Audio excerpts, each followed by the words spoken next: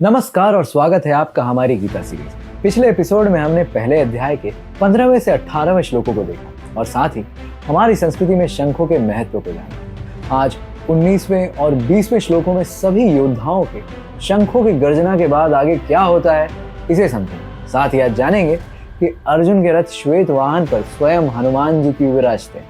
तो चलिए इसी के साथ सुनते हैं 19वां और 20वां श्लोक। सघोषो धृतराष्ट्राणां हृदयानि विदारयत् नभश्च पृथ्वीं चैव तुमुलो अभ्यनुनादयन् अथ व्यवस्थितान् दृष्ट्वा धृतराष्ट्रान् कपिध्वजः प्रवृत्ते शस्त्र संपाते धनुरुद्यमः पांडवः ऋषिकेशं तदा वाक्यमः इदम् आहा महापते। 19वें श्लोक का अनुवाद है, हे धृतराष्ट्र, इन शंखों से उत्पन्न ध्वनि द्वारा आकाश और धरती के बीच हुई गर्जना ने आपके पुत्रों के हृदय को विदीर्ण कर दिया है। और 20वें श्लोक का है, उस समय हनुमान के चिन्ह की ध्वजा लगे रथ पर आसीन पांडुपुत्र अर्जुन अपना धनुष उठाकर बाण चलाने के लिए उद्यत दिखाई दिए। राजन, आपके पुत्रों को अपने विरुद्ध व्यूह रचना में खड़े देखकर अर्जुन ने श्री कृष्ण से यह वचन कहे। अब ये वचन क्या थे ये तो हम अगले एपिसोड में जानेंगे। अब 19वें श्लोक के अर्थ को पहले समझते हैं। पांडव योद्धाओं की शंख गर्जना ने कौरवों के हृदयों को विदीर्ण कर दिया, यानी वे अंदर से डर गए। लेकिन पांडवों से बड़ी सेना और ज्यादा महारथियों के होने के बाद भी उन्हें किस बात का भय है? बात यह है कि अपराध करने वाले को सदैव इस बात का ज्ञान होता है कि वो गलत है, चाहे वो दुनिया के सामने कितना ही चौड़ा होकर क्यों न घूमे। और यहाँ पर तो स्वयं श्री कृष्ण पांडवों के साथ, और यही है कौरव सेना के भय का कारण।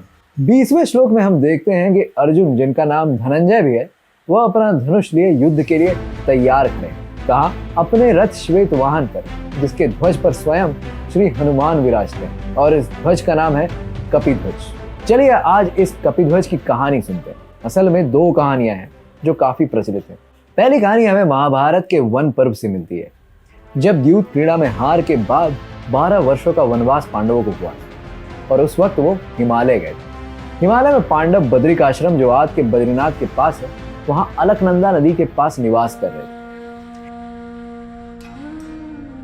एक दिन द्रौपदी के पास जलधारा में बहकर 1000 पंखुड़ियों वाला एक फूल आ जाता है, जिसकी एक भीनी और मीठी सुगंध। द्रौपदी भीम से कहती है कि वह उसे ढूंढ लाए कि यह पुष्प आया कहां से, और वह उन्हें ला कर दे। भीम उस दिशा में बढ़ चलता है जहां इससे पहले कोई मानव नहीं गया था। भीम वहां पहुंच जाता है, पत्थरों को धकेलते हुए, वृक्षों को उखाड़ते हुए और पर्वतों को लांघते हुए, गर्जना करते हुए भीम आगे बढ़ते हैं। भीम की दहाड़ से वन के सारे प्राणी डर कर भागने लगते हैं। यह देखकर भीम को अपने बल पर और घमंड हो जाता है। तभी भीम देखते हैं कि एक बूढ़ा वानर उनके पथ पर लेटा हुआ है। भीम दहाड़ते हैं पर उसका इस वानर पर कोई प्रभाव नहीं होता। भीम उस वानर को रास्ते से अपने पूंछ को हटाने को कहते हैं। बूढ़ा वानर कहता है कि उसमें उतनी शक्ति ही नहीं बची कि वह स्वयं अपने उस पूंछ को हटा सके, और भीम से उसे हटाने के लिए कहते हैं।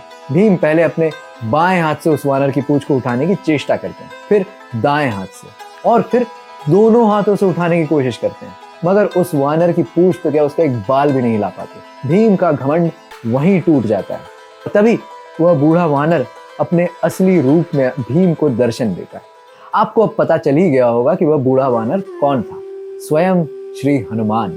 हनुमान जी को अपने सामने साक्षात देख भीम क्षमा मांगने लगता है।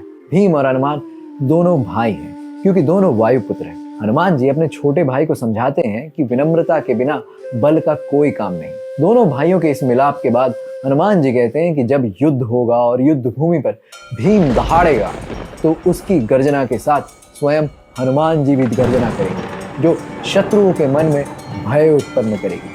साथ ही साथ वो स्वयं अर्जुन के रथ के ध्वज पर आसीन रहेंगे और पांडवों को विजयी होने का आशीर्वाद देते हैं। अर्जुन के रथ की पताका कपिध्वज की एक और कहानी है जो हमें मौखिक परंपराओं में मिलती है। पांडवों के वनवास के समय अर्जुन दिव्य अस्त्रों को प्राप्त करने के लिए यात्रा पर निकलते हैं। ऐसे ही एक यात्रा में वह हिमालय पर एक तालाब के पास एक नन्हे वानर से मिलते हैं और उनके बीच वार्तालाप शुरू होता है। अर्जुन प्रश्न करते हैं कि प्रभु श्री राम को लंका तक सेतु बनाने के लिए वानरों की सहायता क्यों लेनी पड़ी? अगर श्री राम इतने ही अच्छे धनुर्धर थे, तो क्या वो अपने बाणों से पुल का स्वयं निर्माण नहीं कर सकते थे? वह नन्हा वानर अर्जुन के कथन में छुपे अहंकार को भांप लेता है और कहता है कि अर्जुन क्यों न स्वयं उस तालाब के ऊपर बाणों का पुल बनाकर दिखाए।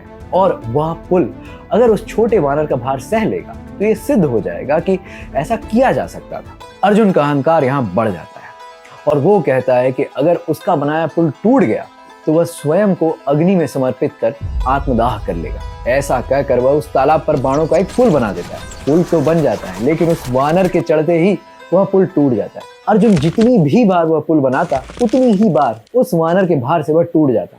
वानर कहता है कि जब उसके जैसे एक छोटे बंदर के भार से अर्जुन का पुल टूट सकता है तो वह खुद को श्रेष्ठ धनुर्धर कैसे कह सकता है। यह सुन हार कर अर्जुन अपनी चिता बनाकर आत्मदाह करने ही वाला था कि वहां एक बालक आ जाता है जो कहता है कि एक निष्पक्ष प्रतियोगिता में निर्णय लेने के लिए एक निर्णय लेने वाला भी होना चाहिए। यह कहकर वह अर्जुन को चिता से उतारकर एक और प्रयास करने को कहता है और इस बार वह पुल नहीं टूटता। वानर अपना रूप बड़ा करता है लेकिन वह पुल फिर भी नहीं टूटता और तब वानर अपने असली रूप में आ जाता है। आप समझ ही गए होंगे कि वह वानर कौन था। अर्जुन के अहंकार को देखकर हनुमान जी उस वानर के नन्हे रूप में आ गए और वो समझ गए थे कि पांडवों के हार का कारण अर्जुन का अहंकार बन सकता है। इसलिए उन्होंने अर्जुन को विनम्र होने का सबक सिखाने के लिए ऐसा किया और उस बालक के रूप में स्वयं भगवान विष्णु जो श्री राम भी हैं और श्री कृष्ण भी वह थे।